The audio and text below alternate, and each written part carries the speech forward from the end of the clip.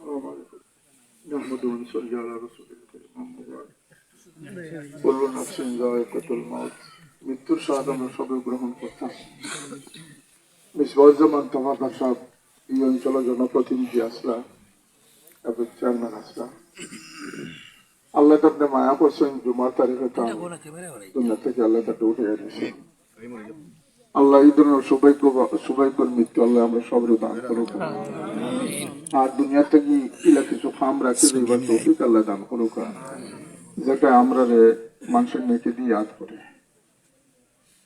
ভালো কাজ করলে, মানুষের মায়া করলে, সহযোগিতা করলে মানুষের মাধ্যমে আল্লাহরে খুশ করা সম্ভব। মানুষের কষ্ট দিয়ে আল্লাহরে খুশ করা সম্ভব না। ইরহামু মান ফিল আরদি ইয়ারহামুকুম মান ফিস সামা। জগৎবাসীর প্রতি যে দয়া করবো সে আল্লাহর দয়া লাভ করবো। আমরা আশা করি তার পরিবার পরিজনকে আল্লাহ সবরে জমিলের তৌফিক দেখবা। আর যে কথাটা ডক্টর আহমদ আল কবির সাহেব এবং জনাব মাসুকুদ্দিন সাহেব আমরা নির্বাচন প্রতিদ্বন্দ্বী যে কথাটা কইছেন যে তান মানুষ আসলে চলাই ফিরায় তান থেকে ভুল ত্রুটি আপনার আমার থেকে ভুল ত্রুটি হওয়াটা একেবারে স্বাভাবিক। আমরা মানুষ।